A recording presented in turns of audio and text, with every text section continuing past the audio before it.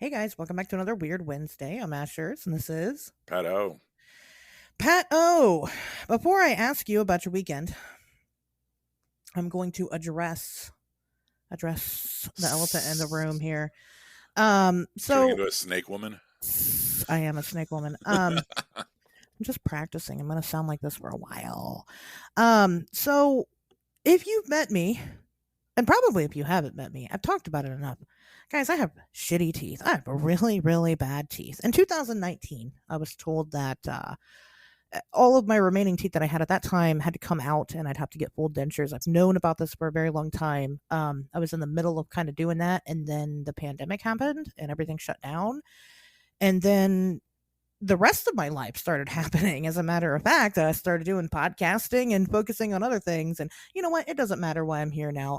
Anyway, I was hit with more devastation. I've lost some more teeth. So right now I look like somebody's grandmother. Somebody's really hot. I'm a Gmail. Somebody's really hot grandmother. And in the About 5 years coming too soon.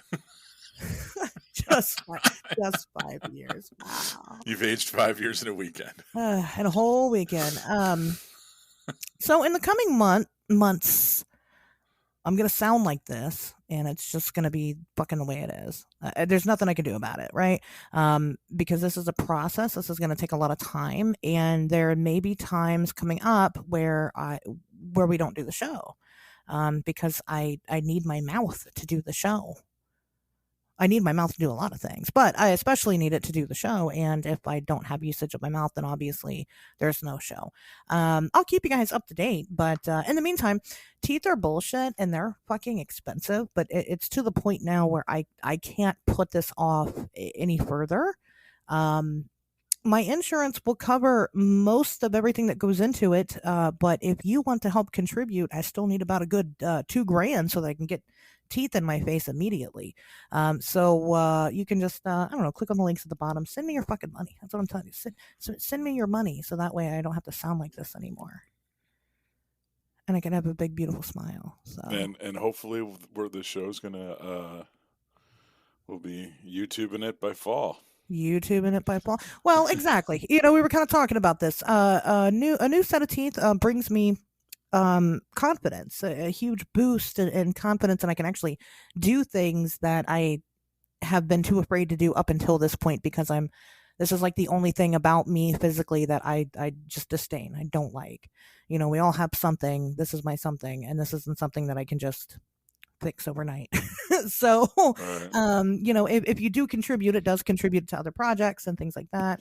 But I don't know. I just felt like I had to talk about it. As you guys know, my health is terrible. I'm trying to get it back together. But just in general, I've been falling apart for the last couple of years. And I mean, it hit me in the face how much I really needed to get my shit together, this time last year. And that's what I've been doing. And that's what I'm going to continue to do because that's what I need to do because I would like to live at least another 30 years. That'd be nice. So, We talked about this before we hit the record button, so I'll just repeat a handful of things for the sake of the audience. But I think Asher's, like I said, you did not invent procrastination. It is a time honored human tradition, and sometimes you just keep kicking the ball down the road, and I'll get to it when I get to it, and I'll deal with it when I deal with it, until you get to the point where you can't, and you got to deal with it, and you got to address the elephant in the room, and that's where we're at right now. yep. But the good part is that now you're going to address it. It's going to be dealt with, and in a couple months we're going to come out the other side, and it'll be a reinvention of not only yourself but us and how we do the show and everything else, and that's good because as anyone that's ever met us at convention stuff knows, I am extremely photogenic, so I am 100% down for doing more video work type stuff. It's actually the medium that I'm a little bit more fluent in. So I'm as knowing you as long as I have, it's like I'm sorry that you're having to deal with this, but I'm also glad that you're dealing with this. So I Right. mean, there was no easy way to go about it unless you dealt with it Yeah. 100% on your own terms, where like you won the fucking Powerball, and then it was like, well, I'm Right. gonna go get an oil change and then do this and fucking blah blah blah, do everything else I got to do, and now you're kind of forced to deal with it now, and that's never, it's always you always had other plans or other things that need to be done first or that you put before this, and now it's kind of shoving itself to the front of the line, Yeah. which is a pain in the ass, but at least now you know it's going to get done. Yeah, And my grandmother had full dentures at 16. All of my aunts and uncles do as well. I mean, this is just something that was, it was just, I was doomed to happen. And I spent like, man, I spent so much money in my early 20s trying to save them, and it just was in vain. Um, fuck it. I'm excited for the end result. Honestly, I'm excited to not ever have to deal with this ever again, ever. Especially, like I said, all the time, all the money, all the energy, all the fucking nights of being in so much goddamn pain because I had something going on in my mouth and not being able to eat and yeah, not being able, I mean, it's gonna be great. I'm excited to do it. I'm not excited to do it. I'm excited to get it done. Yeah, so now we're moving on to the phase in my life, which I will now refer to as Mike Tyson Ashers. So there is that. make that meme red. There you go, Mike Tyson Ashers. Um, so Pato, how was your weekend? You had My a big weekend. I had a weekend. Yeah, I went to GaryCon, the 15th annual GaryCon in Lake Geneva, Wisconsin. It's a gaming convention, primarily for Dungeons and Dragons, but for other games too. And it's held in the hometown of Gary Gygax, the inventor of Dungeons and Dragons. Dungeons and Dragons was, designed and created in Lake Geneva, Wisconsin. So it's kind of a big thing. Um, this year was it was a little bit different because number one, I actually ran a game at GaryCon, so I don't know how you qualify being a professional dungeon master at this point, but I'd say having run a game at GaryCon is at least a step in the right direction for that. And that was this whole emotional, most people just go to this convention and just like go there to play games. And of course, I had to complicate things, as I'm known to do, by saying not only am I going to go there and play games, but I'm going to run one as well, which added an element of stress and anxiety and work to what was supposed to be just a weekend full of play. So, I get there Thursday night and then proceeded to drink a whole entire bottle of Woodford Reserve with my homies, and got just absolutely fucking annihilated, turned into a werewolf. I don't, I flirt with sobriety. I'll go long stretches of time and not drink. And then, you catch me at the right place at the right time with the right group of guys, and turn into a fucking werewolf. So it was not only that was the bottle of Woodford Reserve, but also, and this kind of is funny because it ties back to the thing that we've been talking about or not talking about for the past couple of weeks.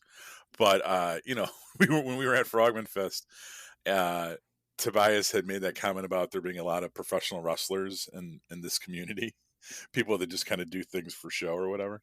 And somebody on our Instagram chat had referred to me as a Ric Flair type person because I'm such a loudmouth asshole. And Okay. what was interesting was that one of my buddies was like, "Look at, Ric Flair's got his own brand of weed." Jesus. So of course I had to smoke all of it, and that mixed with the bottle of Woodford Reserve that I put down, really, I don't want to say it wasn't a good look for me, but it was a time. So that was Thursday, and then my game that I was running was Friday. So what a normal person would have done is waited until after they run the game to completely cut loose and fucking act like a frat boy. But I did it the first night I got down there. So Saturday I spent half the day laying around in bed hungover until it was time to go to my game that I was running. And that wasn't helpful. However, the game was absolutely awesome. I did a homebrew Teenage Mutant Ninja Turtles adventure using 5th edition Dungeons and Dragons mechanics. There was a father with his two sons who was from New York. So they had the New York accents, and those kids had a good time. And there's a group of 3 guys that were from Chicago that were up there, and they were all Ninja Turtles fans. One of them was wearing a Ninja Turtles shirt. They got all the references. We ordered a pizza while we were playing because it's Ninja Turtles. You got to have pizza, bro. And it was a Oh, of really good course. time. And what? Of I said, course. "Oh, of course, Of course. of course." Yeah, it could not have gone more successfully. Um, it really kind of it was a really good moment for me, and despite the fact that I was hungover as fuck, and woke up Saturday and was like, you know what, that was great, but I'm never gonna DM again at one of these conventions. I'm just gonna go to play. And then my first session on Saturday was Tomb of Horrors, which is this really famous Dungeons and Dragons module that Gary Gygax himself had designed. And it's basically a dungeon full of traps, and most players don't survive it. You go in there with 8, you're supposed to play it with like 6 to 8 people. And if 1 or 2 make it to the end, that's a successful run. Most times it wipes out the entire party. And I died within the first 3 hours. So that was kind of a bummer. And that DM kind of sucked.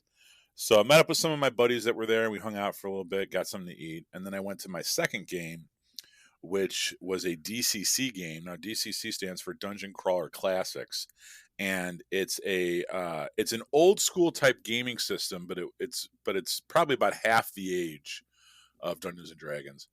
And it was that session was run by a gentleman by the name of Brendan LaSalle, who is a writer for DCC. He writes a lot of their modules, and the whole session was completely improv.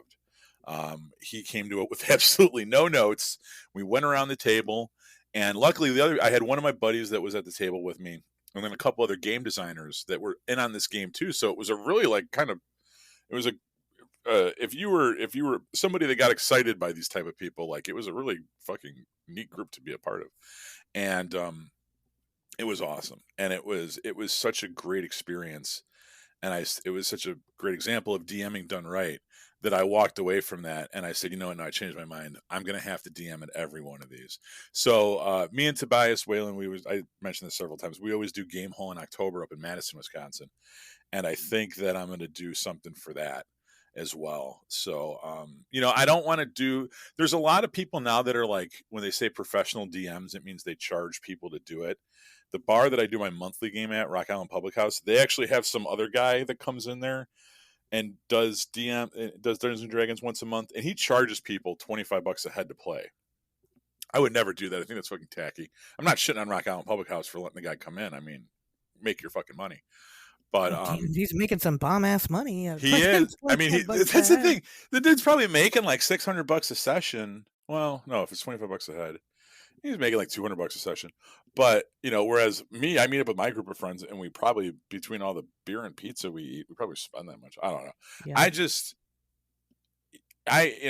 I mean, as you know, I always feel weird about monetizing creativity. It doesn't feel right sometimes, and sure.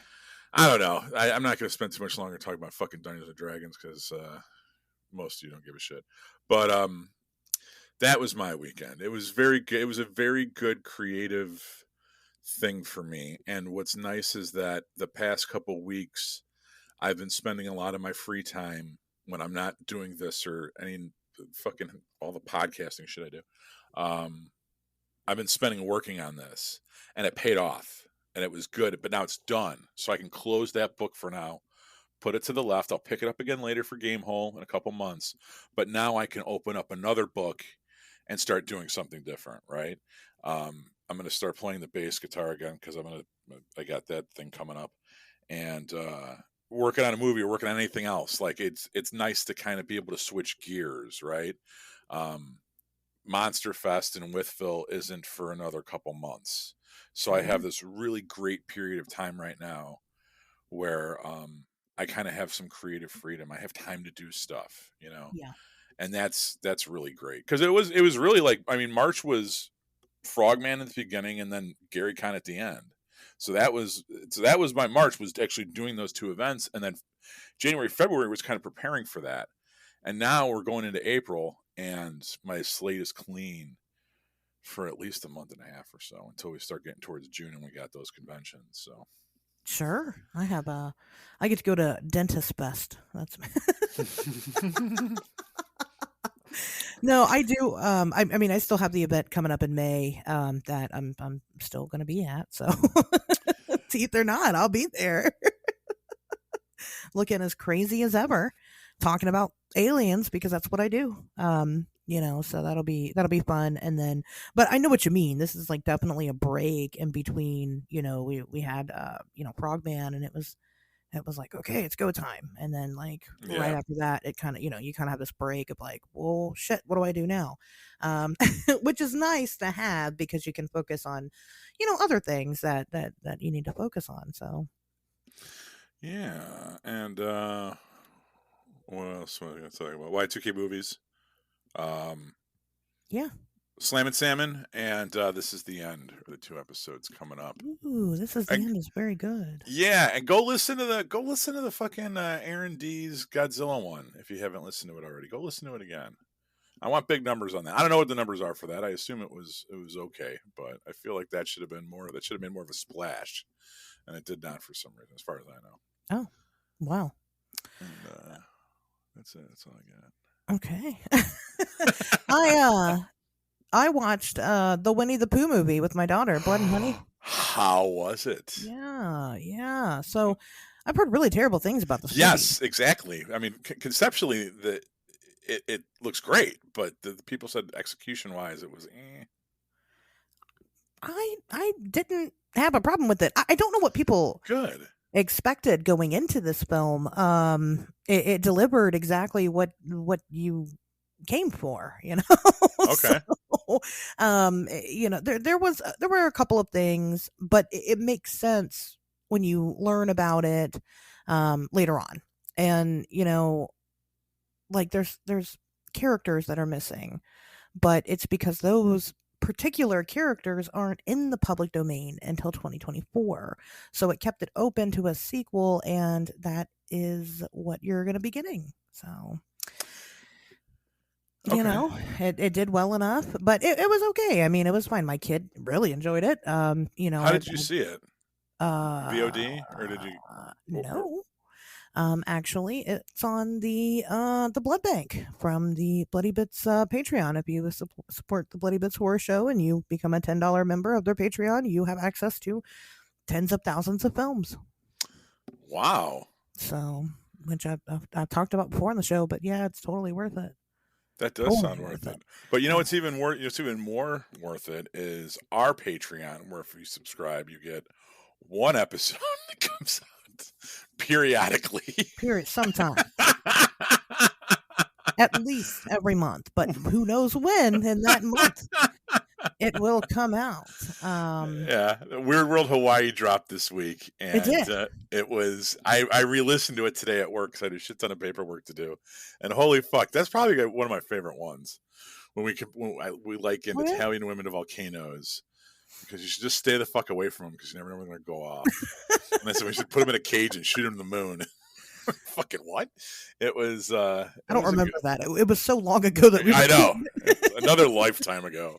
But very cool. Wow, I did not realize that we had said such things about Italian women. right. No, yeah, we did finally come out with the Weird World episode. We will have the new one coming out sometime next month. I'm doing a lot of work with the Patreon right now.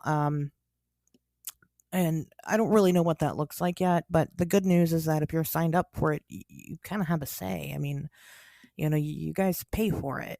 You're paying me, right, to do whatever. Tell me what it is you want me to do, and I mean, we'll do it, right? It's not a big deal.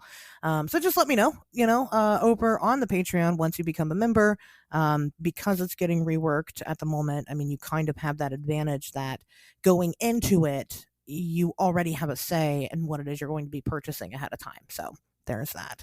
But yeah, that's what I did. I watched that movie. I spent all my time inside because that's my life right now. And I didn't really. What else happened this week? Something else. Something else. Oh yeah, there's a new episode of Monster Radio about the Men in Black. Go check that out. That just came out this past weekend. There is also little fun story behind that. So my buddies, Joe and Ron from Wild and Weird West Virginia, these are fantastic people. If you're not supporting Wild and Weird West Virginia, you should be. They're great people. Me and Ron have bonded over our views. We have very similar views on a lot of things in this community. And it's interesting because Ron and I both are Mothman witnesses. And so it was fun because I'm kind of catching up on their backlog, and I see that they also did an episode about. It was actually more pointed towards the tie between the Men in Black and the Flatwoods Monster. And I'm kind of listening in on it, and Ron starts going on talking about Albert Bender and how he was followed by the Men in Black and whatever. Go listen to either our episode on the Men in Black or Monster Radios, doesn't matter. And I was just kind of curious because it's a newer episode. And the day that Ryan and I recorded Monster Radio, I posted on Facebook, something like every day is a great day to talk about the Men in Black or something like that. And I'd posted on March 15th. Well, when I looked at the Wild and Weird episode, their episode had come out 10 days ago. 10 days ago from today's the 17th. And I know what our turnaround time is for our episodes. And so I reached out to Ron. I'm like, hey, when did you record that episode? And he was like, oh, I don't know, probably, I don't know, maybe March 15th, probably.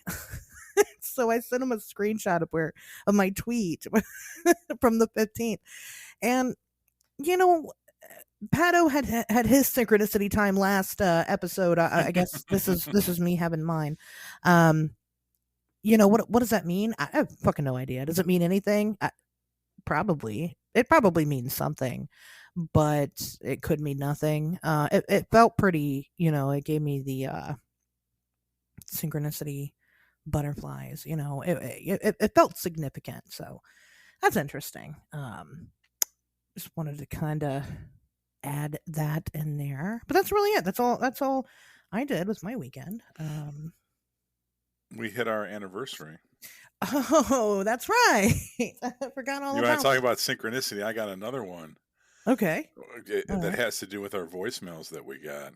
Interesting. Yeah, because we got a voice. Well, I'll let you do the reveal. I don't know how you want to handle that, but okay, yeah. So, over the weekend, the show hit its third birthday. Everybody else says anniversary. No, it's a birthday. It's better than an anniversary.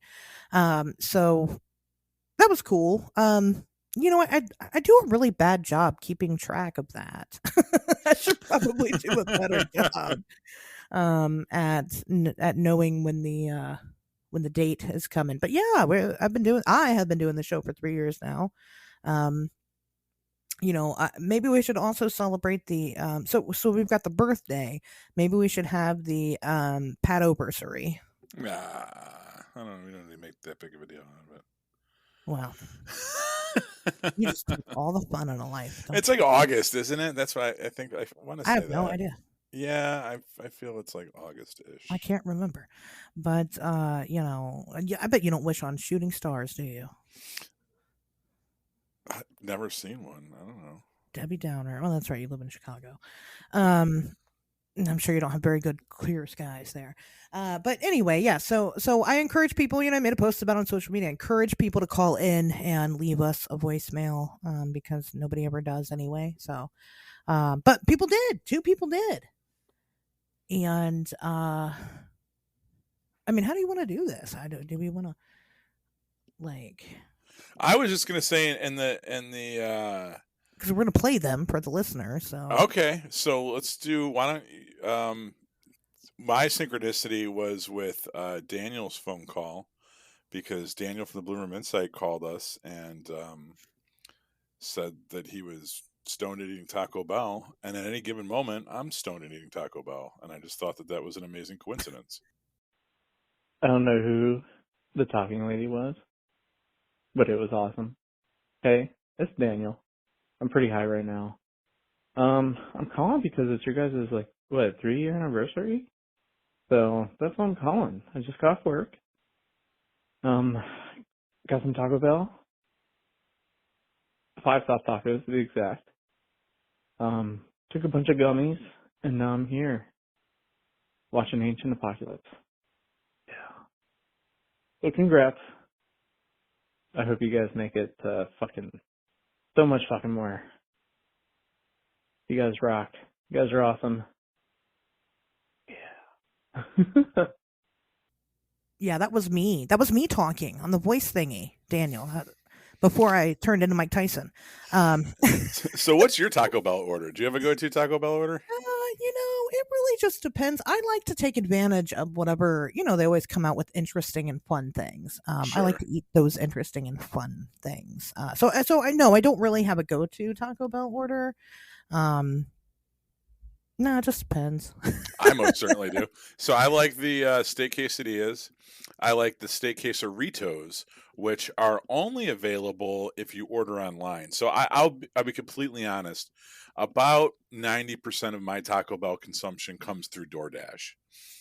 Because I can just order that and they leave it at my front door, and I don't actually have to look at another human being in the eye when I'm like Yeah. getting ready to eat Taco Bell. And I do like chalupas, and what I'll do is I'll sub sour cream. I'll get rid of the sour cream because I don't eat that shit, and I'll put nacho cheese on instead. So you get like chalupas with, instead of a chalupa supreme with nacho cheese instead of sour cream. There's I like the steak quesadillas. There's beefy. I like it anytime they put.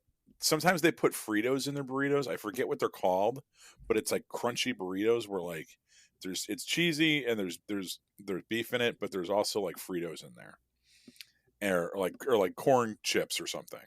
That's really good. I like the Dorito tacos. Those are legit. I don't fuck with the Mexican pizzas. I know my wife really likes those. Oh man. No, that's too much shit going on at once for me. I don't got time for that. And then of course the biggest Mountain Dew that they'll sell me. And that's mine. Is it Baja Blast or just regular Mountain Dew? So I'm gonna sound like a heretic, but it's regular Mountain Dew. Wow. And I know that some people say if you go to Taco Bell and you don't get Baja Blast, did you really go to Taco Bell? And my credit card statement says that yes, I went to Taco Bell. So I'm gonna just throw that argument right out the fucking window right now.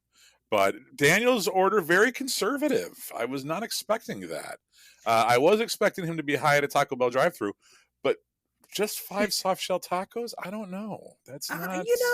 Listen, did he freeze up? That's what I think. I think he might have been, because he gets too high sometimes. I don't know if you've noticed that about him. If you listen to the show, he has a tendency to overdo it. I wonder if he got too stoned at the drive-through and was like, 5 tacos, and like that was it. Like he didn't have time to like go through the menu and like, oh, let me do this. Like let me think about complementing textures and like, I don't know if he took his entire palate into consideration when he placed that order. But whatever. I don't hate that. I mean, I miss the days of just getting like the taco party pack and just going home and watching a couple movies and just kind of eating tacos at my leisure. What kind of sauce do you use? I don't normally. If I do, it's mild. Oh, I'm fire all the way. I can't do spicy at all. Oh yes, I need the stimulation. I need the input. I do not need the stimulation. I'm not a fan of spice. Yeah, so I don't think that there's anything wrong with his 5 taco order. I think that is very valid. So, well, I ain't here to talk shit about man's Taco Bell. I'm just saying, I don't know. Maybe I need to just stop podcasting because I seem to say all the wrong things about all the wrong people. I don't know. Danny, I'm sorry. I'll apologize. I have to record with him after this, actually. So I'll apologize to him in person after this and prepare him. Like, just, hey, heads up, by the way, I talk shit about your Taco Bell order. You know that thing I do sometimes on my show where I talk about other people? Well, you were in the crosshairs this week, buddy. I'm sorry. You this week. Oh, well. Well, I mean, thank you, Daniel. Thanks for calling, bro. Thank you very much for leaving us a congratulatory message, and keep watching movies with Pat O, please. He needs friends, obviously. He doesn't know how to be loved, so right. But we have another message too, so why don't we go ahead and we will play that one now. Hey, Ashers and Pat. This is Eddie the Axe with the Bloody Bits Horror Show. I just wanted to congratulate you guys on reaching 3 years of hosting the podcast.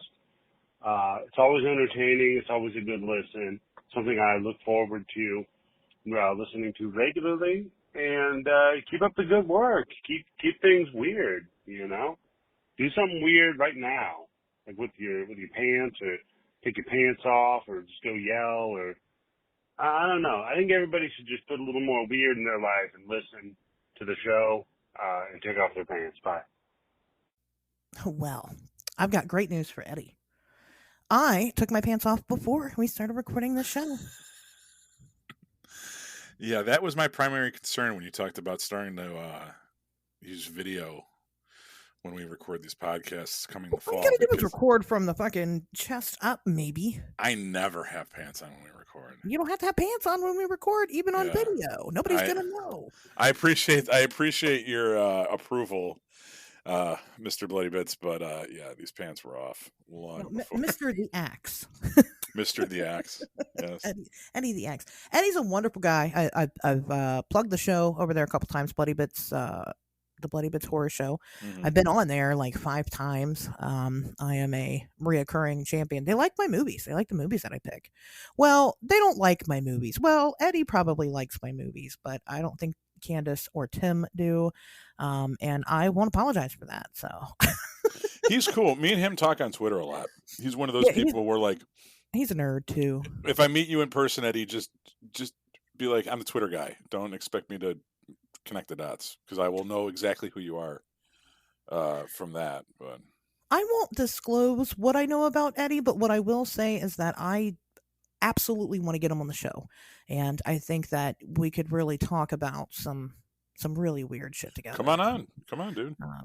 He wants to come on. We've talked about it before. We just haven't planned it, so it'll happen. You guys will hear more from Eddie here on Wednesdays. We talk weird, but you could hear more of me talking with Eddie and the gang again over at the Bloody Bits Horror Show. And like I said, you guys, even if you don't listen to Bloody Bits, well, you should if you like horror movies. But even if you don't, if you take $10, right? If you unsubscribe from fucking Netflix, who the hell needs that shit? You don't need that shit. Take your $10. Go fucking get you a membership at the Bloody Bits Patreon and get access to tens of thousands of movies. I mean, and he'll take requests. If you want something specific, he'll put it on there. No questions asked. So definitely worth the money there. So yeah, happy birthday to us. Happy birthday to me, to us, to the show. To the listeners as well. To the listeners. Right. You know, the show is powered by viewers like you. So look at this. He retweets us a lot. He does. He's a good dude. I like him. He likes us, so we like him. Right. That's how you win. No, he's a friend. Yeah. Eddie's a good friend. He's a good guy. You know, so maybe one day we'll meet each other. But he's across the whole country. So where's he based out of? I believe Eddie's in Northern California. I might be wrong, but I believe so. So we all need to meet up in Vegas. No, he's in LA. Well, I don't know if that's just like people that live in Naperville there in Chicago. No, I believe that he probably, well, yeah, that's true. I believe he probably is in the LA area. I do believe that, yeah. Okay. I just don't know where exactly. But anyway, I'm going to find out. I'm going to find Eddie's address. He'll probably give it to me. Right. So, anyway, you want some news? Let's do it. Talk about some news. I only have one thing this week. That I was impressed with. There is, Jesus Christ, I don't even know if I can say this. What a week to turn into Mike Tyson. Is it racist? Don't say it. No, I just can't pronounce any of it without sounding ridiculous. So, there has been a discovery of a creature in France of a what the locals referred to as a cat fox. And they, this creature for a long time was a lot like the alien big cats over in the UK. Mm-hmm. I mean, people would report seeing this thing constantly and just never really had any proof. I mean, but all the locals knew that it existed, but scientifically it wasn't recognized. And so finally, scientists have now officially recognized this creature. And not just that, they've actually put some trackers on it to kind of learn a little bit more about it. So they've tested the DNA of this animal. And although it kind of has some characteristics that match up other known big cats, it doesn't match anything exactly. So this is a brand new species. And, folks, guess what that's called? Cryptozoology. That's what that is. That's what it really looks like. That's what it really looks like. And, so it's not just like a bird, you know what I mean? We've kind of we've talked about other creatures that have been discovered, things like that. Like this is a fucking cat. And it's not big like a panther, but it is larger than a normal house cat. I mean, it's pretty sizable enough for people to, take notice of this thing living in their neighborhoods. So it's interesting. That's fun. What do you think about that one? Yeah, it's always like you said, this is what cryptozoology really looks like. It's nice that we can still find new things on this planet. Yeah. And like you said, if there's ties back to the alien big cats in Britain, or we can help solve other mysteries with this new discovery, then it's a good day for humanity. Absolutely. I agree. That's all I have, really. I mean, there's been things that people have talked about that I just haven't really taken any type of interest in. It's been slow lately with the news. Yeah, I drank a bottle of Woodford Reserve and smoked a whole bunch of Ric Flair weed, so I have not done any prep work for this week's show, so I have no news.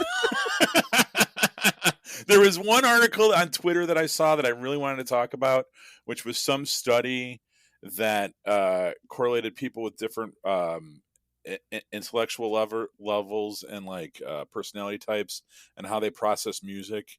And I thought that was really interesting because it would make me sound smart, because I always talk about music. I talk about music too much, and you're like, I don't listen to music the way you listen to music. And I thought, oh, well, this is why. It's because I'm a genius. But then I didn't bother to look it up because I drank a bottle of Woodford Reserve and squandered whatever brain cells I had left with the Ric Flair weed. So, well, there's always next week. Right, there's always next week.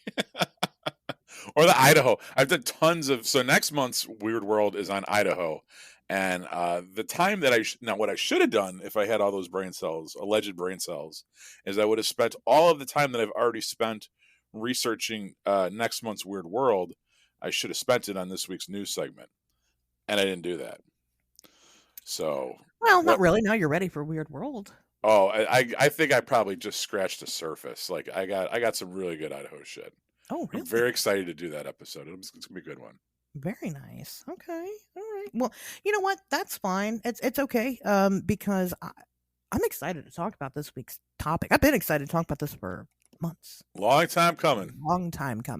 As a matter of fact, when we teased it during the Henry Lee Lucas and Otis Toole episode, a lot of fans reached out and they're excited for this too. So I'm excited to talk about it.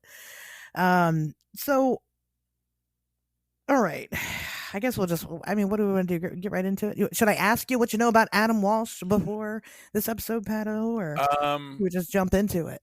So obviously I was of age when America's Most Wanted started. Like I was 7 years old, I think, when it premiered. And back then you have to remember there wasn't a lot of shit to watch on TV. So everyone just kind of watched everything, you know what I mean? So we watched America's Most Wanted, not because we were true crime junkies, but because it was one of the 4 channels that existed. Sure. We just watched, whatever. So I was very familiar with the show. And, I don't know if I was 7 years old when somebody explained to me that John Walsh, the host, did the show because his son had been kidnapped and murdered. And I definitely didn't even really know the full extent of the brutality of the murder until researching this week's show. So yeah, I mean, I was kind of, this is a part of, I'd say like American pop culture history for my generation, America's Most Wanted, so yeah, I've always been kind of aware of this. Okay. Well, let's get into what we know for sure. Okay. Here's the facts. So Adam Walsh went to the mall on July 27th, 1981 with his mother. Well, she went to the mall and she brought him because he was 6 years old. He was just a baby. And while they were there, she had a goal in mind. She was specifically going to Sears to look at a particular sale.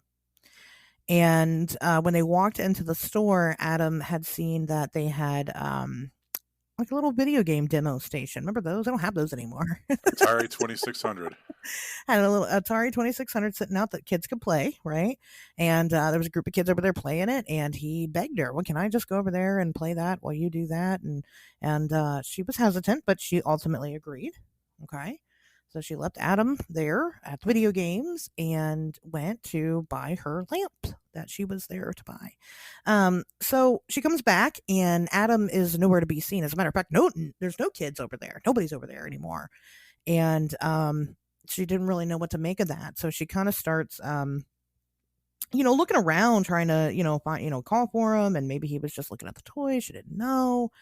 It had kind of come out when she had asked one of the workers that a fight had broken out amongst the older kids that were there, and security actually came and made them all leave. Like physically took this group of children outside, asked them all if their, mothers were on the way or would be coming, or something like that, and then just left them outside. And, that group of kids included Adam, who didn't know any of those kids at all. Or presumably we think may have included Adam, but we don't really know. Either way, all the kids were forced to leave. So Mrs. Walsh, I don't know how to say her fucking name, so I'm not going to. She runs into, actually, her mother-in-law is conveniently at the same mall that she is. And, she's telling her what happened. They start looking around. They start trying to page Adam. They're paging him about every 10 to 15 minutes. He still never shows up.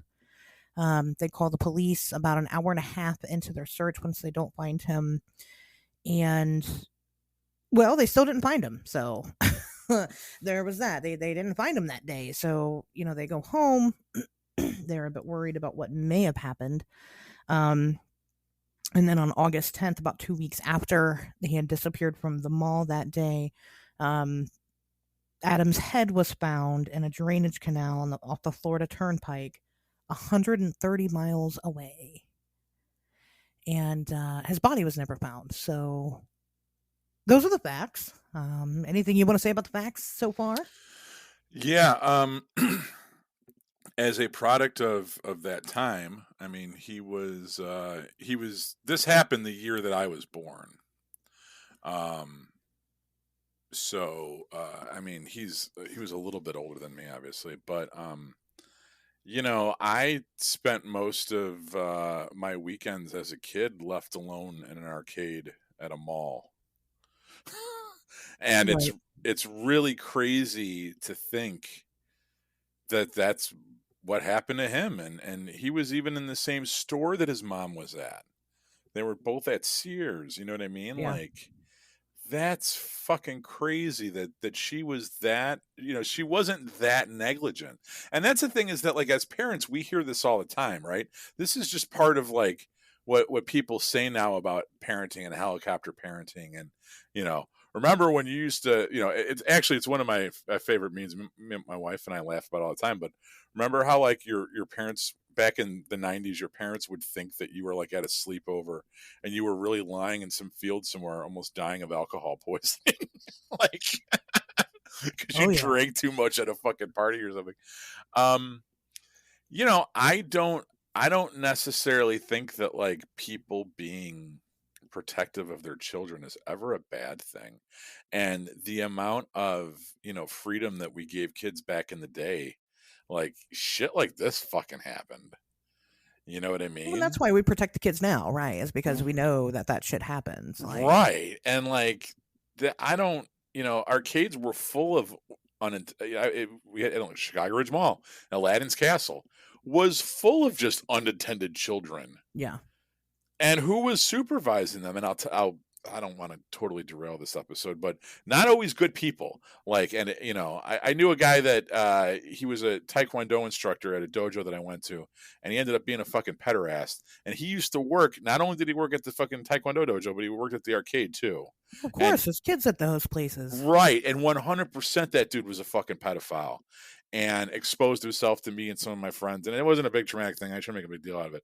But, like, my point is that, like, yeah, like, there was shit going on back then.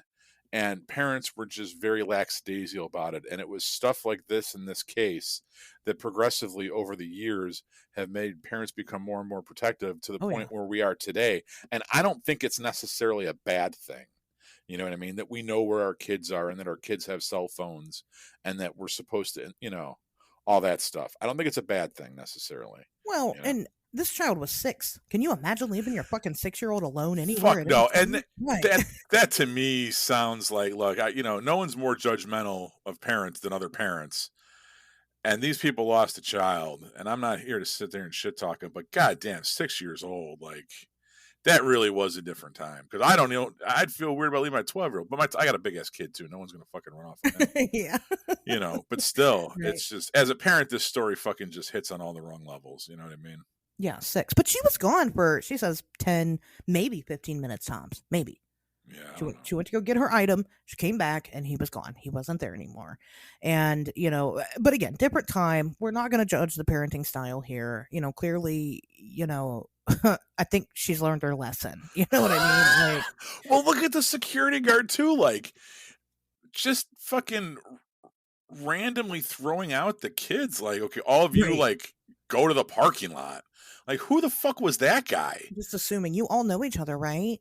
Or yeah, like and I don't know, like that to me, it's just a different time, a different fucking time. They did not do. A lot of people dropped the ball with this, including the investigation, even. So, which we're definitely going to get into. But yeah, I agree. I mean, I don't. He just threw all those kids out and was like, "Oh, your mom's coming, right?" And I don't know. Right? Is she coming? She's probably some kids' moms are in there, and then Adam, this little timid 6-year-old boy, doesn't speak up because he's 6. Well, the security guard said he didn't speak up, but who knows? He could have been sitting there saying, "No, my mom's inside." So, well, she's gonna have to come get you because I'm not a babysitter. Right. These goddamn video game machines now turn me into a fucking babysitter. Yeah. Who knows? Who knows? Yeah, exactly. So this was a big deal, and we'll kind of talk over the details about what this particular child abduction case ended up leading to in the future, which ended up being actually a lot of good. I hate to say that, but this very unfortunate circumstance ends up turning into something bigger than anybody could have really imagined at the time.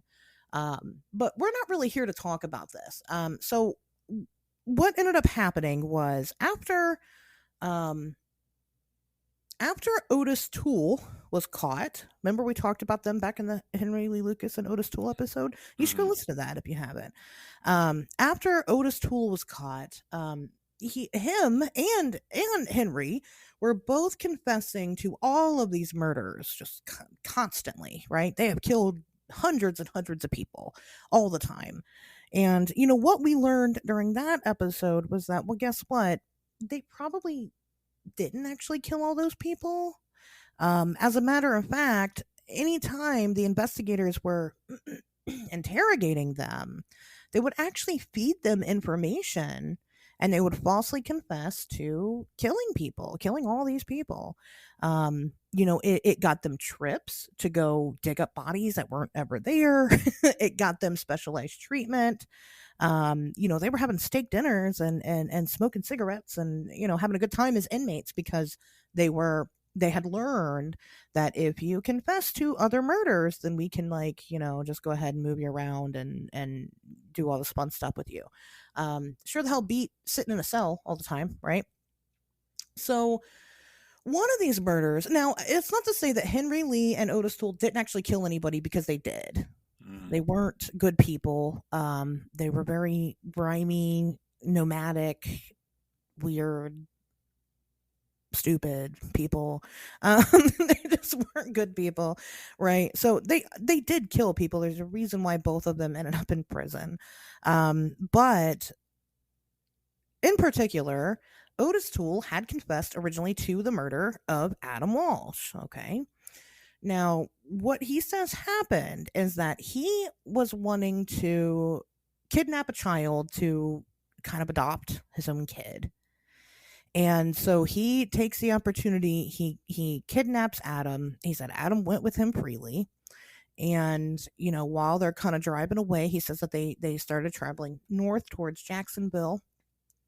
And while they are, on the way, Adam starts freaking out. So Otis decides to hit him.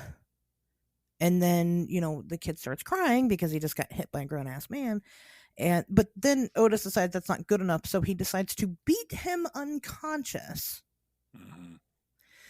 And after a while, he decided that, this was a dumb idea. I'm just going to kill the kid. So allegedly strangling him with a seatbelt.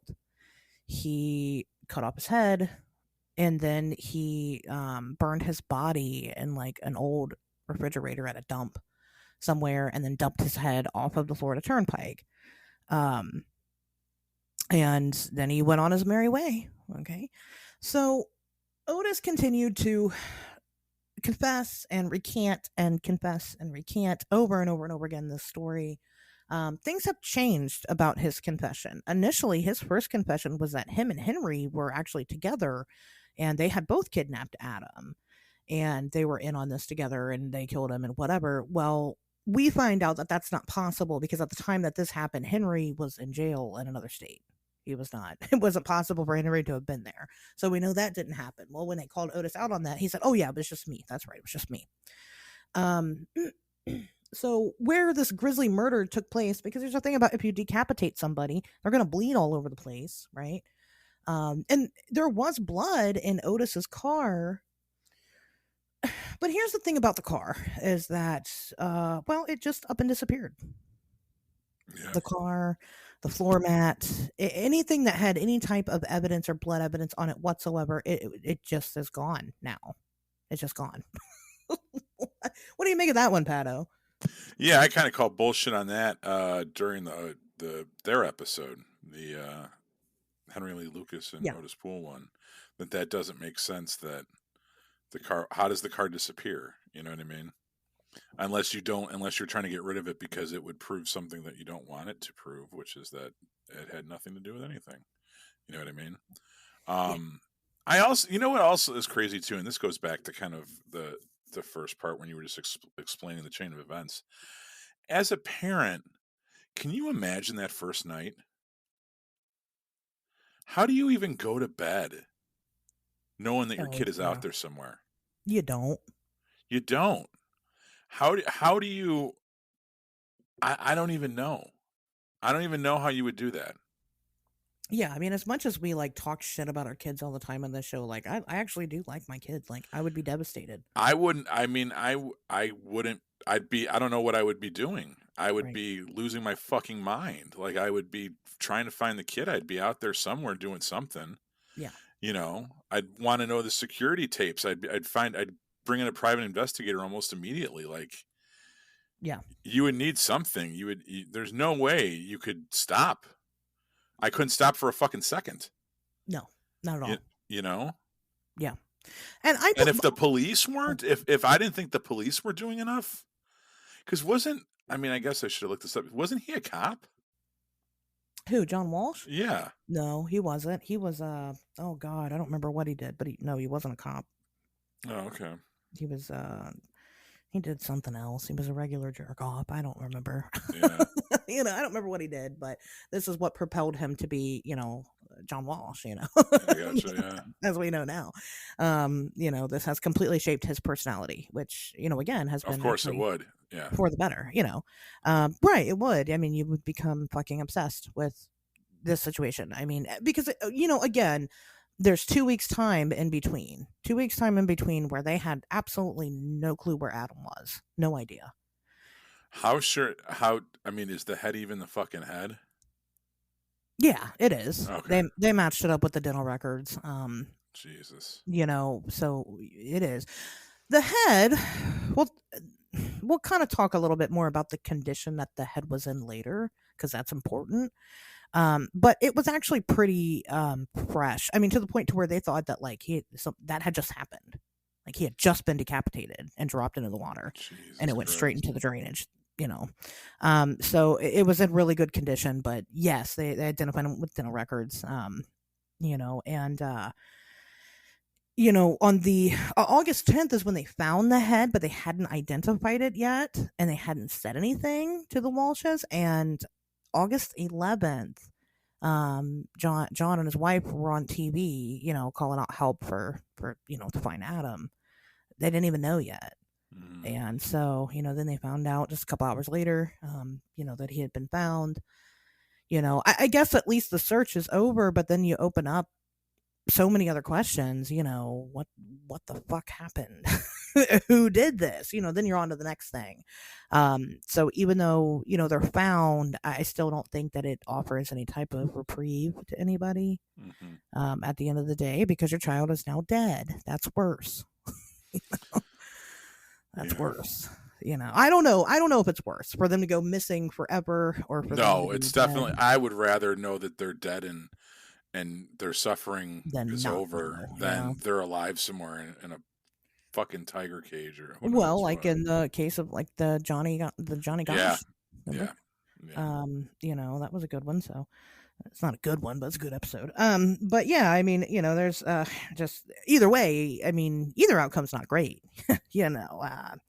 That's not a good time that people are having there. So yeah, so Otis confesses that is what he says happened. And John Walsh buys the story. He buys into this. He believes that Otis is the one responsible for killing his kid. Now, like I said, we talked about Otis a lot and how he would confess to things that didn't really happen and then recant them. 6-year-old Adam Walsh didn't fit anywhere in Otis's profile. I mean, he wasn't out there killing kids, he wasn't even really doing it. I mean, Otis's thing, we had talked about, he was an arsonist. Like, he would burn people alive. Like, that was his big thing. And, he wasn't just out there killing people in cold blood. He killed less people than Henry did. So it doesn't, that part doesn't make a lot of sense.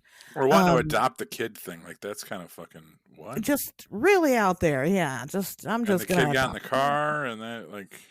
Well, right. And, like, have you seen Otis Toole? He's fucking horrifying. What 6-year-old child's going to go, oh, yeah, that's a safe adult? Right. Even in the 80s. Like, I looked awful. He had more teeth than I do right now, though. So I had that going for him. But, anyway, so yeah, he didn't look great. He was a very scary, intimidating individual. I don't buy that a child would just freely go with him and act like it's fine, And then, on top of that, some other things are inconsistent. Like, Otis says they drove, north to Jacksonville. And he dumped the head there at the Florida Turnpike, somewhere up there. Except Adam's head was found south, 130 miles south of that area. So that's interesting. It just goes to show that, like, it's like the investigators were like, oh, okay, did you dump his head at the Florida Turnpike? And he said, yes, I did. Oh, okay. Where were you heading? Oh, I was going to Jacksonville, and because he's lying, because that didn't really happen. So I don't know. There's just things about it that seem very inconsistent and don't make a lot of sense. However, I am of this camp, and I think that it would take a lot for me to change my mind about who actually killed Adam, because I don't think it was Otis. Who do you think it was, Ashers? I think that it was our friendly neighborhood cannibal, Jeffrey Dahmer. Pride of Milwaukee. Pride of Milwaukee. And, of course, we kind of teased this a little bit. But, you guys, listen, bear with me here. Really listen to this episode. Really take it all in, because I'm about to blow your fucking mind. You kind of blew my mind about the O.J. son killing Nicole Brown Smith and Ron Goldman. And I have seen that in so many places after our episode. Not necessarily that, like, oh, our episode changed, the common narrative, but that you had your finger on the pulse of this idea that was out there, that was percolating, and that has now kind of finally come to fruition, has come to a head to where it's now being talked about in more open circles. So. Yeah, I'm telling you guys right now, if I wasn't into monsters, I'd definitely do something in criminology. I am an investigator. It's in my bones. It's in my body. It's in my blood. I didn't do the work here, though. But I don't know. To me, this shit is common sense. But let's get into it, shall we? Do we want to? So if you so you've taken a pause, right? You listen to Henry Lee Lucas and Otis Toole episode up on Wednesdays We Talk Weird. Right now is your chance to take the pause and go listen to the Jeffrey Dahmer episode. We talked about it when it was hot because he did that show and it was a big topic and everybody was talking about it. But mostly we did it specifically because I wanted to talk about this so fucking badly. This is why we talked about all those individuals. So what you learned from that episode about Jeffrey Dahmer is that guess what? Dahmer was in the military. We know that, right? He got kicked out of the military, remember? Dahmer was in the military. He went and he was a medic. Well, that's fitting for him. And when he got discharged from the military, he was so embarrassed to go back home. Okay. He decided not to. He decided to go to Florida instead. Not only did he go to Florida, but where the city he was living in was, I think he was in Miami Beach, actually. It was only just a couple of miles from Hollywood, Florida, from the Hollywood, Florida Mall. He was very much in that area. And he was in that area when this took place. Now, Dahmer went to Florida again. Like I said, he didn't want to go back home. He was worried about what his father would think. He got discharged for being a raging alcoholic. And when you are discharged from the military, they'll give you a ticket to go anywhere in the continental United States. And so he decided to go spend his days in Florida. For a long time, Dahmer was kind of, he didn't really live anywhere there. He would like sleep on the beach for a while and he ended up working at this deli. And the guy at the deli there, he would actually let Dahmer sleep in like, they had this like nasty storage unit. He would let Dahmer sleep there. Actually, the guy at the deli let Dahmer do a lot of things. They would deliver sandwiches at a delivery service and they would deliver them with these blue vans and he'd let Dahmer have free reign of using one of the vans. And again, would let him sleep in the storage shed there. So, he helped him out quite a bit. This is all really important. Okay. Because the time that Dahmer spent in Florida was also during the same period of time where he miraculously, okay, because Dahmer does his first murder. Okay. He commits his first murder fresh out of high school. Goes straight into the military, goes to Florida for a little bit, comes back home. In that time period, it's about a decade of all of this going on. He doesn't kill anybody, supposedly, which is weird as fuck. It's very strange. However, during that time period, he wasn't committing no crimes. During that time period, he became a sex offender. As a matter of fact, because he was attempting to molest young boys, he was charged with masturbating in front of two 12-year-old boys at one point in time. He was drugging people and, raping them and, everywhere. And one of the places that he tended to pick people up at were malls. That was one of his go-to places were malls. So that doesn't convince you yet, does it? Are you convinced yet, or do you need some more? Oh yeah, no, I was convinced.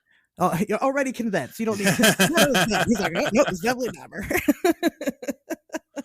But for the sake of entertainment, no, I need a little bit. I just need a little bit more. You got a little bit more for me? Just a taste. I got some. Oh no, I got a lot of bit more. It's very exciting.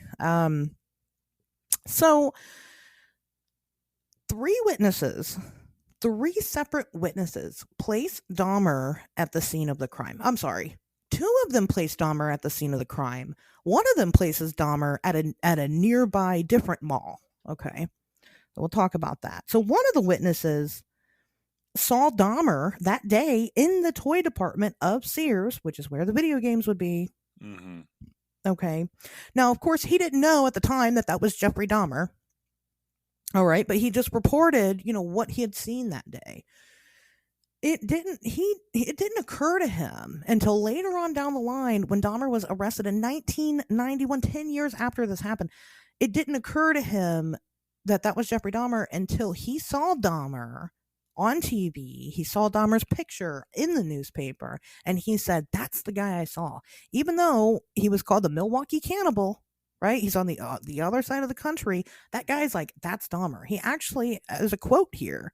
And he said, the article said nothing about Dahmer being in South Florida, yet I knew he had been.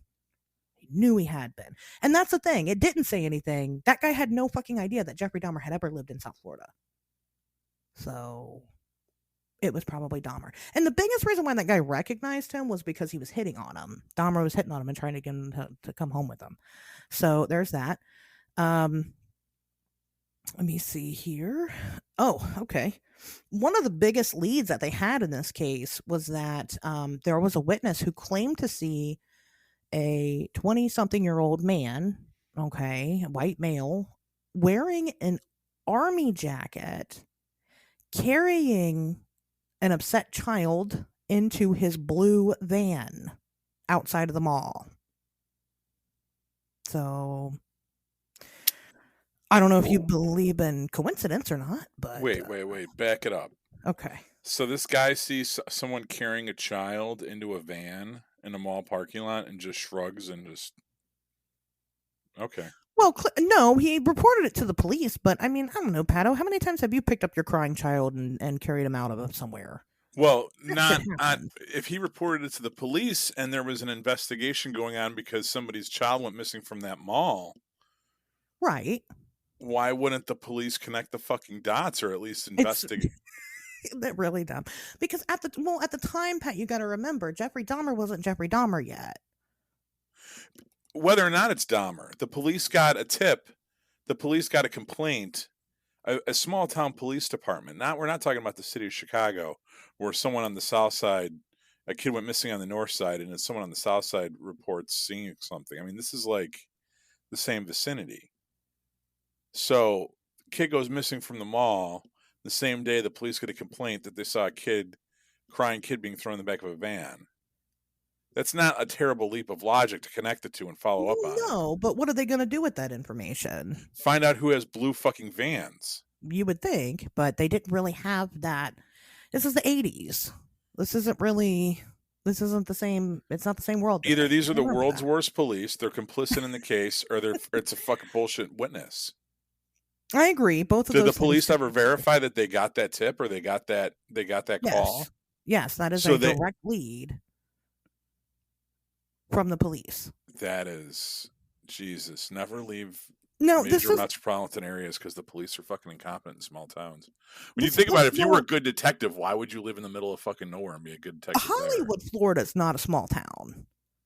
It's not. It's big. It's like it's a suburb of Fort Lauderdale. It's huge. It's not small. So there's that, and it's right there. I mean, it's right there where Miami Beach is. I mean, it's big, So these are city police officers. But what are they going to do with that tip? What's it matter? Okay, somebody saw somebody putting a child into a van. Okay, now what? What are you going to do? What are you going to do? There's thousands of blue vans out and about in fucking Hollywood, Florida. I'm sure. What are you going to do with that information?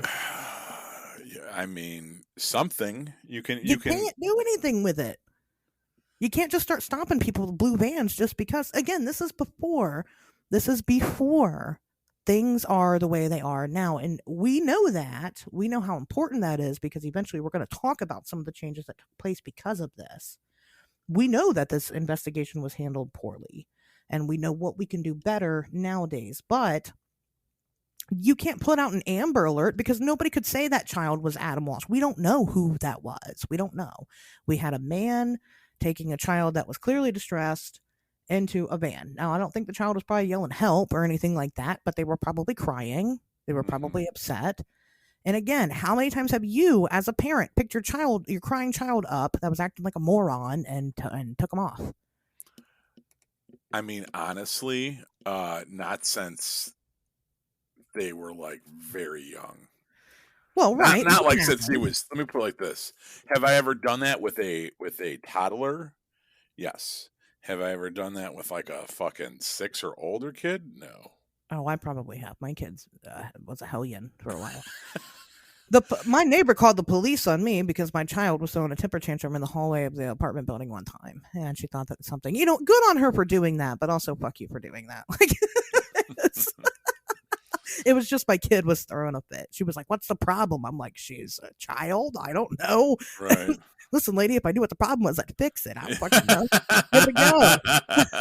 You want to help out here? You want to talk to her? Right. Come on now, give up. Clearly. That shit happens. I mean, that stuff happens a lot. I've seen plenty of people carrying around screaming children, and I don't say anything about it because I just assume it's a parent. I just assume it's the parent because because as a parent, and that's just something that is part of parenting sometimes. So anyway, no, it's not a bullshit. I guess it could be a bullshit witness. I mean, it could be. It could be somebody stirring the pot. I don't know who sits around calling in fake police tips, but I suppose it can happen. But this was an actual tip that was used in the investigation. It didn't go anywhere. It's a lead for a minute until it's not, and that's it. So anyway, so 20-something-year-old white man wearing an army jacket carrying out a small child into his blue van. And then, like I said, in a nearby mall, a different attempted abduction takes place. I don't know. I don't believe it was the same day. It could have been the day before. It could have been the day after. We're not really sure. A 10-year-old child was there at the mall with his mother, and there was a man that attempted to force this kid to go with him. And he did not, and he ran and went and found his mother. His mom also saw the man because she saw the man aggressively chasing after her child, and called the police. They called the police, and they did a police sketch. Now, I will post a link, or maybe I'll put it somewhere on my social media or something, of this police sketch, and a lot of people believe that this sketch looks exactly like Dahmer. Pat, do you need me to send that to you? I probably should have done that earlier. Yeah, I'll take your word for it. Yeah, all right. Well, I'll send it to you anyway. But because I'm already doing it. But yeah, so a lot of people think that could have been a younger Dahmer. So there's that. A couple of people that say that Dahmer was there that day, and again, not a far stretch because this man lived there in the area. But that's not it. That's not the only thing. You want more? Mm-hmm. Here's more. And I mentioned this in the Dahmer episode. Dahmer's own father, Lionel. Yeah, I remember you talking about this.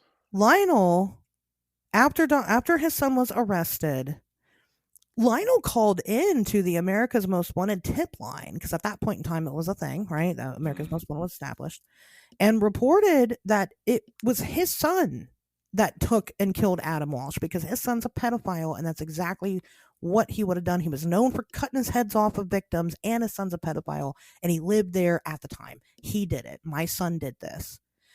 And they just kind of blew him off. Lionel didn't call once. He called multiple times to the tip line because he felt so strongly that his son did this. Told on his own kid. Yeah. Well, Dahmer's dad...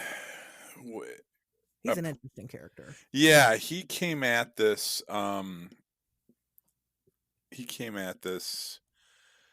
I guess maybe the way some of us would, where he was... he made himself he took the blame for it, which sometimes it's the parents' fault. He inserted himself into the narrative, I think. He did. And yeah. Some parents just kind of wash their hands and walk away, and he definitely didn't handle it. He handled it somewhat logically, but not necessarily normally. Yeah. Yeah, I agree. Lionel wrote a book about it. I think it's called A Father Story. Read it. It's interesting to see it from that perspective. Typically when you have killers like this, they don't have parents that are involved. Right. So, this is a different perspective that we get to see. And, I think Lionel was just searching for redemption from his son. And I think that, he genuinely believes that redemption, of course, starts with having all the cards out on the table. And so, I think that Lionel really did believe that Jeff did this. I think that's what he maintained until he died. Now, of course, people have asked Dahmer about this. It's actually kind of one of the lead investigators on the Dahmer case that was curious about Adam Walsh. He said that, again, the head cutting off thing made him very curious. And so he asked him about it, and Dahmer maintained, no, I didn't do this. Dahmer was very open about the crimes that he had committed.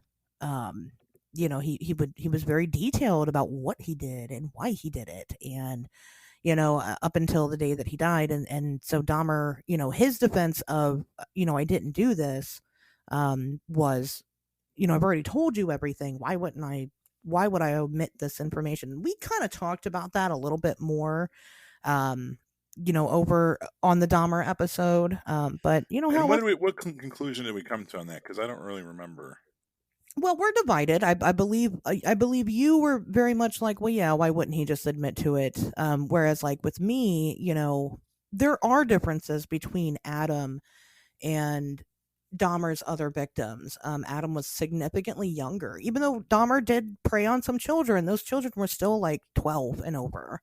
You're talking 6, which is a big difference. And I feel like for me, my conclusion was that it was an easy target, and he was kind of trying it out, and it didn't work for him. Remember how he did the thing where he was going to go dig up a body and then decided that, oh, this is too hard, I'm not going to do it, and he gave up and went home, and then never tried to dig up bodies again after that. I think that's the same attitude he had with this, was that this was difficult. I think this was hard. I think it was a lot harder than he thought it was going to be, and he decided not to do it. He decided that kids weren't an easy target, because you're going to have people looking for them. And I had seen like a social media thread lately, people talking about whether or not Dahmer was racist, and because he killed mostly black people. Well, his first victim wasn't. His first victim was a white guy. And although I do believe that Dahmer killed people he was attracted to, I think there is some truth in the fact that Dahmer did target men of color because he knew that there was not going to be anybody looking for them, because the police didn't give a shit. Because guess what? It was easy. It was easy to do it. And once I think he did take Adam, and I think that once he did, he found out that it wasn't so easy, so he was never going to do it again. I think that's why he killed him pretty quickly. But I think that he doesn't admit to it because, for one, Florida has the death penalty, right?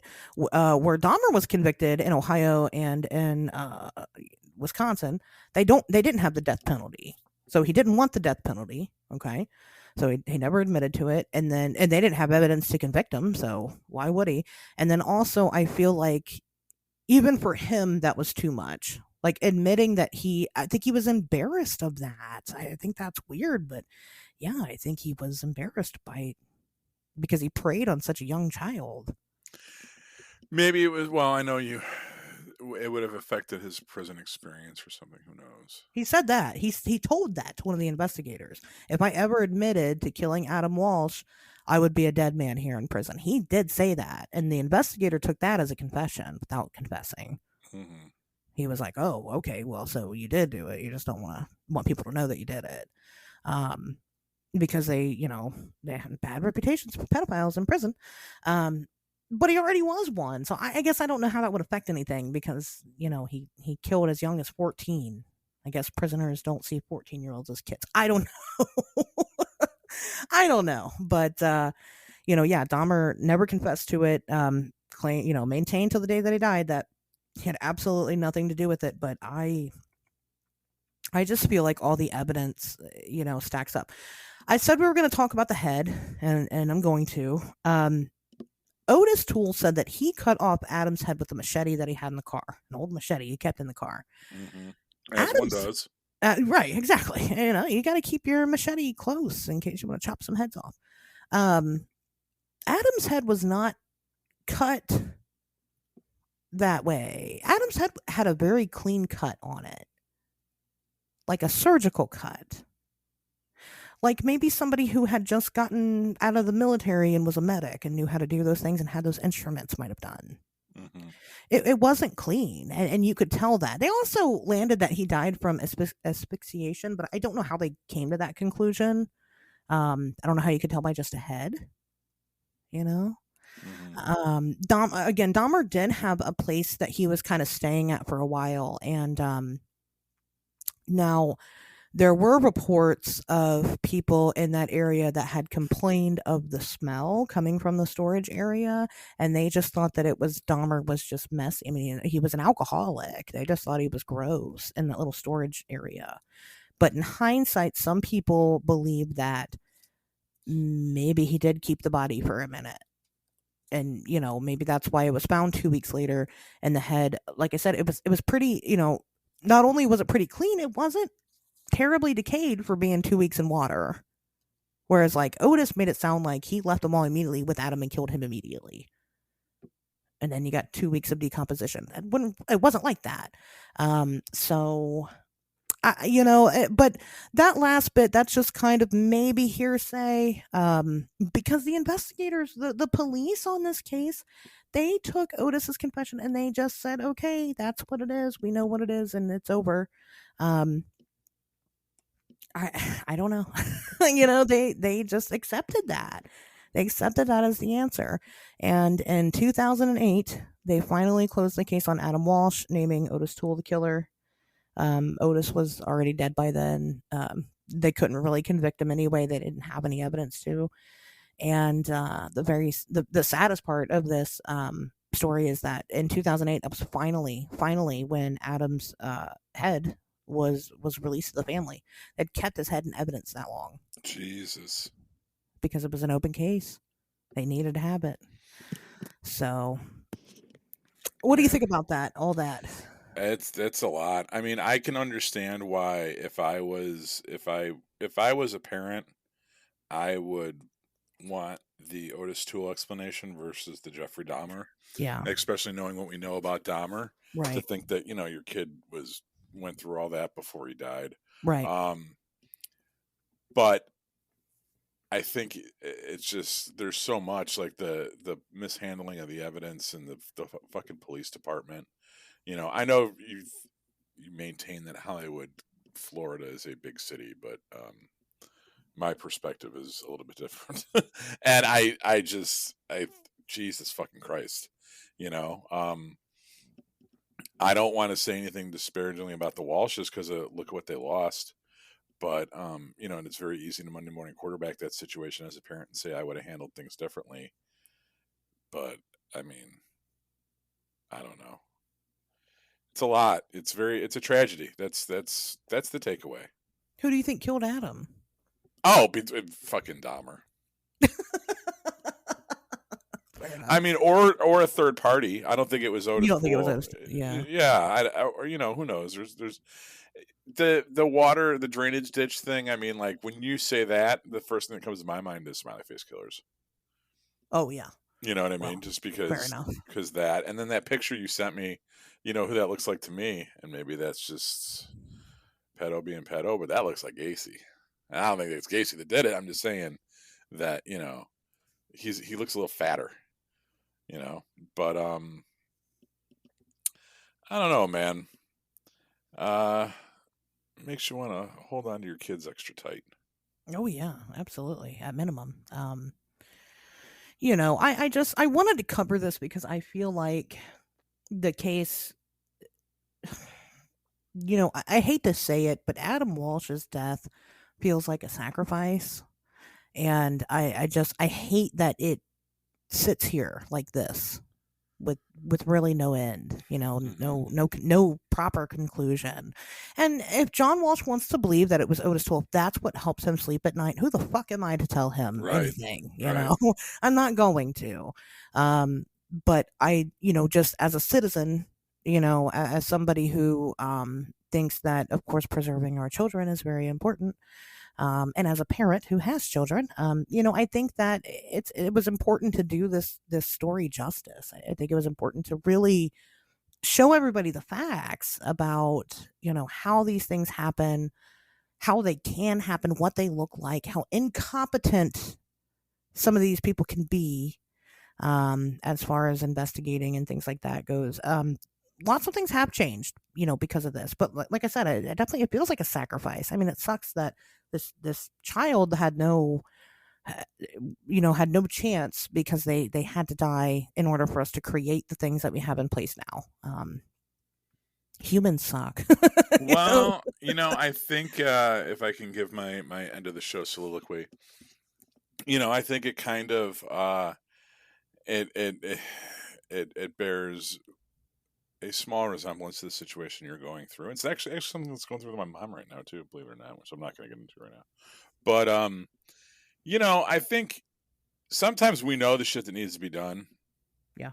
And it takes a wake up call for us to do it. Yeah. And, the Adam Walsh thing was the catalyst that sparked all these changes. But there was nobody that thought these changes needed to be made before that. There was no voice. There was no other kid before Adam Walsh. Adam Walsh was the first kid to go missing. Or his thing was this lightning in the bottle that just set off this this snowball effect of change. And I think the takeaway is maybe that if you see change that needs to be the force of change that you want to see in the world. If you know something needs to be done, you might not want to do it right now, and you might decide to wait till things get critical mass before you do it. But just because you don't want to do it doesn't mean it doesn't need to be done. Oh yeah. And maybe if you're proactive enough, you can actually prevent things like this from happening. Maybe if people in law enforcement or whatever made these changes before, it could have prevented stuff like this. Maybe if people, how protective of our children we are now. The reason we are now, like we said at the beginning of this segment, was because of stuff like this. So people didn't feel protective of their kids in the 50s and 60s and 70s, or they thought they could get a free pass. They just took it upon themselves to let the rest of the world kind of just police everybody. You know what I mean? Like, oh, it'll be fine because we live in a community where everyone's cool. And was the world ever like that? No. Well, and we have this attitude of, it will never happen to me, right? Right. Like, we live off of that. Pato, you, I'm sure, thought it will never happen to me until you had open heart surgery. I never thought it would happen to me until I got 2 girls pregnant. Right. It'll never happen to me. Keep with the kids thing. Don't even need to bring up my open heart surgery. I'm never going to be that one until it does, and then it does. And Right. I think that until it does, you just continue to live your life thinking that it will never happen to you. And it will. Ultimately, one of these times, it's going to be you. Well, that's the benefit of being raised Catholic, I guess, is that it'll always happen to you. It'll always happen to you. It'll always be your own fucking fault. Well, we bring this misery upon ourselves. I come from that kind of stock, the Irish finger waving. I don't know.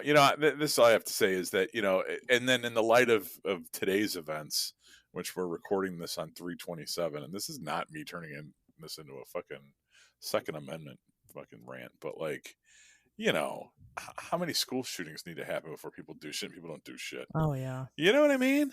I know. You know what I mean? And trust me, I was at GaryCon this weekend sitting at a table with my buddy who had a gun had his conceal and carry fucking on him. And I had gun school last week. We had to record last week's episode a week early because I had to go to the fucking shooting range and do pistol shit, holster drawing. But but still, it's like, we don't do anything. No. We don't do anything. Nope. And I'm not saying it's got to be this polar extreme or that polar extreme, but like, and the people that stand on the sidelines and are ambivalent about it, how many kids? Are you going to wait till it's your kid and then you're going to have an opinion? Then you're going to want to vote on it. Then you're going to want to see change. Just pretend it's your kid. All right. If you have kids in school right now, just pretend it was one of your kids that got shot today. Right. And just think about that and think about little changes that we can make so that fucking kids don't die in school. Right. Or so that crazy fucking teenagers and I'm not going to make a diagnosis or anything like that, but that let's normalize fucking healthcare. You know why I survived that GaryCon game this weekend is because I have a prescription for Klonopin. It's an anti-anxiety medicine that I don't take nearly as much as I should. Okay.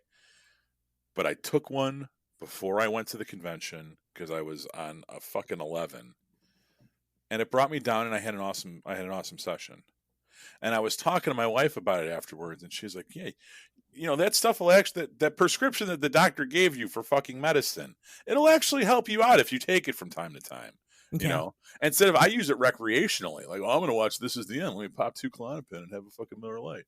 It's like, no, if you just take it on a daily basis, it'll improve my quality of living. So like, I'm all for fucking mental health care and shit, but I don't know. I'm kind of taking this in a different direction. But I don't know. This is a tragedy, and unfortunately, tragedies still happen. And change came out of this one, which is a good thing. But it was also an unnecessary thing. It's a shame that it had to go down like that. Well, I'm going to talk about that for a minute because John Walsh decided he's not going to just be a statistic. He's not going to sit by and just do nothing. John Walsh ended up going on to, as many of you know John Walsh by, hosting America's Most Wanted. And they've caught over 1,000 criminals just from that show alone. Over 1,000 criminals. Not only that, it doesn't end there. Oh, no, it does not end there. Adam's influence is far and wide, and we feel its effects today. Him and his wife also spearheaded the National Center for Missing and Exploited Children, which is, a fucking fantastic organization. And again, they have brought many kids home. Many kids. They worked diligently to fight against child trafficking, obviously kids being kidnapped, things like that. They would promote it on, obviously America's Most Wanted and other things that he was on. I guess they made a made for TV movie about Adam Walsh, and during the breaks on it, they would like show these missing children's posters, and some of those kids were actually found. And according to Wikipedia,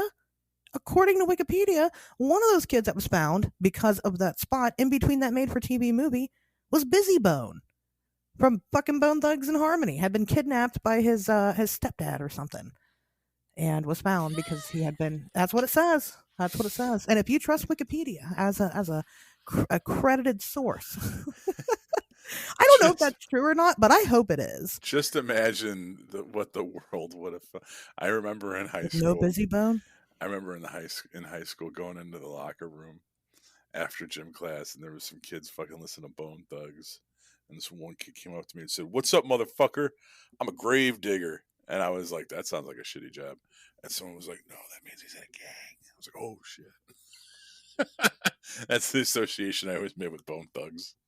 It's like like real gangbangers listen to that. I don't know, probably not real life gangbangers. The real Chicago. Okay. No, they're from Cleveland, Ohio. Suburban game. Oh, I didn't know that. Mm-hmm. So maybe we'll run into them at the gathering this year. Maybe. Also, inspired by Adam Walsh is the famous, which if you've ever worked in any type of retail setting whatsoever, you know about Code Adam. Code Adam is what happens when you have a missing child. You're supposed to say, over the loudspeaker of the store, we have the Code Adam. Then you give a description of what the child is wearing. Specifically the shirt and shoes is what they want you to focus on, because they can change clothes, but typically they don't change the shoes out.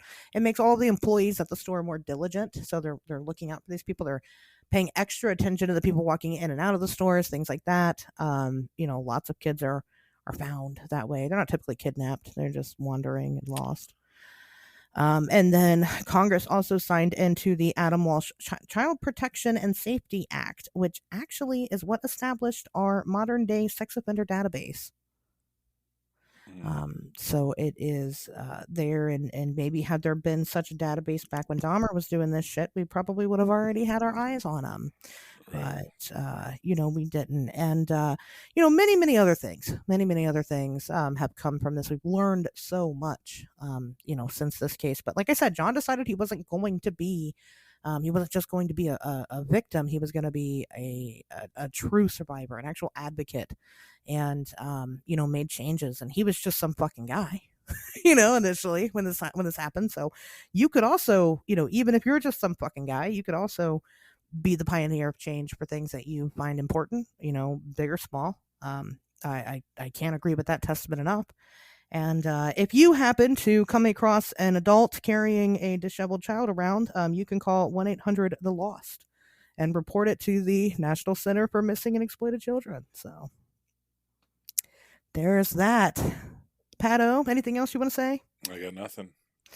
Okay. Well, with that being said, if you want to be the change for me and my journey, you can go donate money to me at the links down in the bottom here in the description, or at my link tree, or just fucking ask me, man. I will take your money. It will go towards a fund to buy me some brand new teeth, because guess what? Our healthcare system sucks and I need help. So, and there's no shame in my asking for help game. So anyway, all right, guys. Well, with that being said, we'll see you guys back here next Wednesday.